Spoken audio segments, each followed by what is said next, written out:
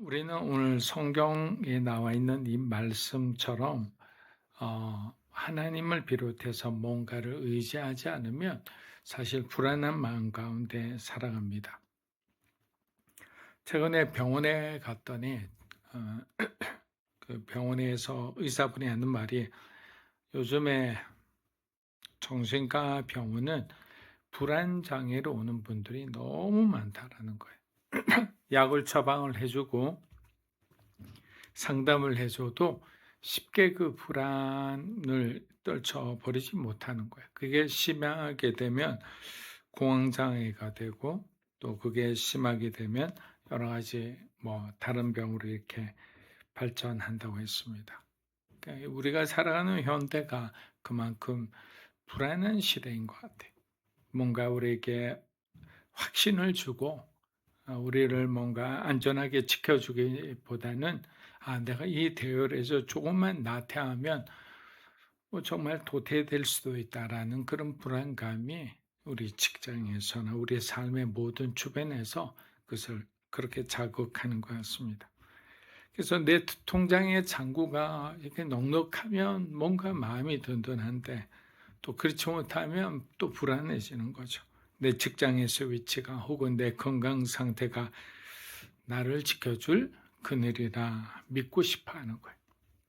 하지만 우리가 신뢰했던 이 세상의 그늘들은 우리를 끝까지 지켜주지 못한다는 것을 우리는 이미 경험했고 또 아마 그런 일들이 반복되리라 생각합니다.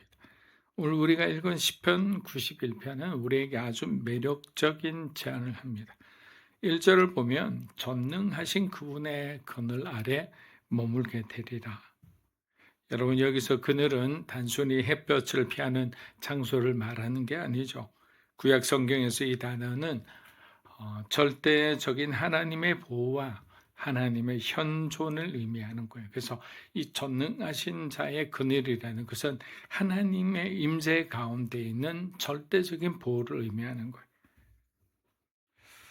그래서 이 그늘은 아무나 또 들어가는 공공장소가 아니라 은밀한 곳이라고 말합니다. 사람들은 묻습니다. 하나님이 정말 살아계시다면 왜 내 삶에 여전히 폭풍이 일어납니까? 왜 내 앞길엔 여전히 사자와 독사가 기다리고 있습니까? 오늘 시편 기자는 하나님을 믿으면 모든 고난이 삭제된다고 말하지 않았어요. 오히려 5절과 6절을 보면 밤의 공포, 낮에 날아드는 화살, 어두울 때 퍼지는 전염병들이 우리가 살아가는, 우리 그리스도인들이 살아가는, 우리 교회가 존재하는 우리 주변에 얼마든지 일어난다라고 이야기하고 있는 거예요. 그래서 하나님은 우리에게 폭풍 한가운데 있는 나의 날개 안으로 들어오라라고 초대하고 계시는 거예요. 자, 우리 2절에서 4절 다시 한번 읽어보겠습니다. 내가 여호와를 내 피난처이시오 내 요새이시며 내가 의지하는 하나님이라고 말하리라. 참으로 그분은 너를 새 사냥꾼의 덫에서 죽을 병에서 구원하실 것이다. 하나님께서 너를 그 깃털로 감싸 주시니 내가 그 날개 아래로 피할 것이며 그 진리가 내 방패와 성벽이 되리라. 자, 본문 2절에서 시인은 위대한 선을 합니다. 내가 여호와를 향하여 고백하리라, 말하리라. 여러분, 이것은 단순히 어떤 심리적 위안을 갖고자 하는 그런 행동이 아니에요. 우주의 통치자이사 만물의 통치자이신 하나님을 내 삶의 유일한 구원자로 삼겠다는 그 사람의 그 영혼의 엄미한 결단인 거예요. 여러분, 왜 우리가 두려워합니까? 하나님보다 세상을 더 크게 보기 때문이죠. 너무나 이건 심플한 거예요. 문제가 더 커서 불안하다는 것은 하나님이 날 지켜주신다고 성경에 수없이 많이 적혀 있지만 내가 불안해하고 내가 걱정하고 염려하는 것은 그 모든 세상이 하나님의 보호보다 더 크다고 내가 착각하기 때문이죠. 3절과 4절을 보십시오. 하나님은 우리를 새 사냥꾼의 덫에서 건지신다고 하셨습니다. 근데 그 방식이 경이롭습니다. 바로 하나님의 날개라는 거죠. 창조주 하나님이 당신의 피조물을 지키기 위해 어미새처럼 자신을 낮추시고 부드러운 날개로 우리를 품어주신다라는 거예요. 마치 암탉이 자기 새끼를 날개로 이렇게 품어대듯이 사랑하는 우리를 주님은 품고 주변의 어려움으로부터 죽음의 공포로부터 우리를 지켜주시는 거예요. 하지만 오해하지 마십시오. 하나님의 사랑은 나약하지 않습니다. 4절 하반절을 보면 이렇게 되어 있죠. 그의 진실함은 방패와 손방패가 되나니. 우리를 감싸는 그 부드러운 깃털 아래는 영원히 변치 않는 하나님의 약속이라는 강철 같은 진리가 흐르고 있는 거예요. 그래서 우리가 억울할 때 이런 말씀을 이렇게 기도하라고 저는 성도들에게 이야기해요. 하나님은 약속하신 부분에 대해서는 철저하게 약하신 분이다. 우리에게 성경에 나와 있는 약속을 놓고 너희가 기도하라는 거 우리가 하나님 아브라함에게 이렇게 약속하셨지 않습니까? 이 약속이 믿음의 계보를 통해 오늘 우리에게도 주어지신다고 하셨지 않습니까? 이 약속대로 하나님 이루어 주시옵소서. 그러면 하나님이 우리의 기도를 들어주실 수밖에 없죠. 왜? 우리는 어떤 우리의 감정이나 어떤 우리의 욕심을 따라 기도하는 것이 아니라 하나님이 우리들에게 직접 약속하신 그 약속을 따라 기도하기 때문에 하나님의 영광이고 우리의 방패입니다.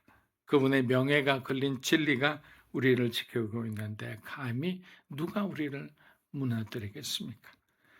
우리 7절 10절 한번 읽어보겠습니다. 내 곁에서 1000명이 넘어지고 내 오른쪽에서 1만 명이 넘어져도 내게는 가까이 이르지 않으리라. 너는 그저 내 두 눈으로 똑똑히 보게 될 것이다. 내가 지극히 높으신 분을 피난처이신 어떤 해악도 내게 닥치지 않고 어떤 재앙도 내 장막 가까이. 여러분 7절의 묘사를 보십시오. 이것은 결코 평화로운 풍경이 아닙니다. 내 왼쪽에서 1000명이 넘어지고 내 오른쪽에서 10,000명이 쓰러지는 참혹한 전쟁터이자 재난의 현장입니다. 우리가 사는 현실이 바로 이렇지 않습니까? 누군가는 파산하고 누군가는 갑작스러운 질병에 무너집니다. 누군가는 전쟁에 휘말려 자기가 원하지도 않는데 죽음을 맞이하기도 합니다. 왜 하필 나인가라는 질문이 턱끝까지 차오르는 그런 어떤 절박한 상황인 거예요. 그런데 성경은 아주 기이한 선포를 합니다. 이 재앙이 내게 가까이 이르지 못하리라. 우리가 기도할 때 또 이런 구절을 놓고 기도하세요. 이런 재앙들이 하나님 우리 대화 우리 사랑하는 자녀들에게 이르지 않게 하여 주십시오. 만일 어떤 재앙 속에 우리가 있더라도 하나님의 날개깃 안으로 품어 이들을 지키고 보아야 달라고. 여러분 우리가 이 구절을 또 오해해서는 안 됩니다. 말씀드린 것처럼 이 말씀은 그리스도인들에게 사고도 일어나지 않고 암세포도 비켜나가며 투자하는 것이 하는 족족 그냥 대박이 난다는 그런 무속적인 부적이 아닙니다. 만약 그렇다면 숨겼던 수많은 신앙의 선배들은 이 말씀을 어긴 게 되잖아요. 여기서 가까이 이르지 못한다라는 말은 세상의 환난이 우리의 육체는 건드릴 수 있지만 우리의 영혼과 영원한 하나님이 약속하신 생명은 결코 건드릴 수 없다는 하나님으로부터 보장된 안전을 말하고 있는 거예요. 9절에 그 비결이 납니다. 내가 지극히 높으신 분을 내가 있을 곳으로 삼으며. 여러분 핵심은 이것이라 생각하는 거예요. 우리가 자꾸 방황하는 것들, 우리가 자꾸 힘들어하는 것들 보면 바로 내가 있을 곳에 하나님을 두지 않기 때문이에요. 내 욕망을 두거나 어떤 내 세상의 염려를 두거나 내 어떤 과거의 아픔과 억울함을 두거나 이 모든 것을 두었을 때는 인생이 이렇게 비비 꼬아질 수밖에 없어요. 그래서 모든 것을 똑바로 보지 않고 뭔가 이렇게 나의 어떤 일그러진 시각으로 보다 보니까 항상 우리가 관계에도 어려움을 주고 하나님과의 관계도 뭔가 일그러지고 중요한 말씀을 우리에게 주는 거예요. 10절에서 어떤 재앙도 내 장막에 가까이 오지 못한다라고 할 때 이 장막은 우리가 잠시 머무는 이 땅의 집이 아니라 하나님과 우리가 직접 만나는 영원한 교제에 바로 천국을 의미하는 거예요. 사랑하는 여러분, 세상의 칼날은 내 소유를 앗아갈 수 있고 내 건강을 위협할 수 있습니다. 그러나 나와 하나님을 내가 하나님을 나의 처소로 삼고 있는 한 그 어떤 재앙도 나와 하나님 사이에 그 사랑의 관계를 끊을 수 없다라는 거예요. 오늘 하루 여러분 주변을 둘러보십시오. 그리고 들려오는 그 절망적인 숫자들에게 여러분 절대로 압도당하지 마십시오. 1,000명이 넘어지고 10,000명이 쓰러진 소식보다 더 큰 소식이 있기 때문에 저 하나님이 나의 처소가 되신다는 바로 이 굿뉴스에 여러분의 모든 시선을 멈추시기를 축복합니다. 여러분의 영혼은 이미 세상이 건드릴 수 없는 가장 높은 곳에 은밀하게 숨겨져 있기 때문에. 자, 마지막 9절 14, 15절 한번 읽어보겠습니다. 여호와께서 말씀하신다. 그가 나를 사랑하니 내가 그를 구하리라. 그가 내 이름을 알았으니 내가 그를 높이 올리리라. 그가 나를 부를 것이니 내가 응답하리라. 내가 그의 고통과 함께 하겠고 그를 건져 영광스럽게 하리라. 여러분, 이 본문의 마지막은 놀랍게도 시인의 고백이 아니라 하나님의 직접적인 음성으로 끝이 납니다. 14절을 보십시오. 그가 나를 사랑하니 내가 그를 구하리라. 여기서 사랑한다라는 단어는 히브리어로 하샤크라는데 이것은 간절히 달라붙어 있다라는 거예요. 마치 물에 빠진 아이가 아버지의 목을 필사적으로 껴안고 놓지 않는 상태가 바로 하샤크입니다. 우리가 대단한 능력이 있어서 구원받는 것이 아니에요. 그저 하나님께 악착까지 달라붙어 있다는 그 이유 하나만으로 전능자께서 말씀하시는 거예요. 내가 너를 반드시 건지겠다. 네가 이렇게 나를 악착까지 붙어 나를 의지하고 나를 사랑하니 내가 너를 건지겠다. 내가 너를 높이겠다라고 말씀하는 거예요. 이어진 15절은 우리 인생의 가장 어두운 밤을 지나는 분들에게 주시는 최고의 위로입니다. 뭐라고 하셨습니까? 내가 그의 고통과 함께 하겠고.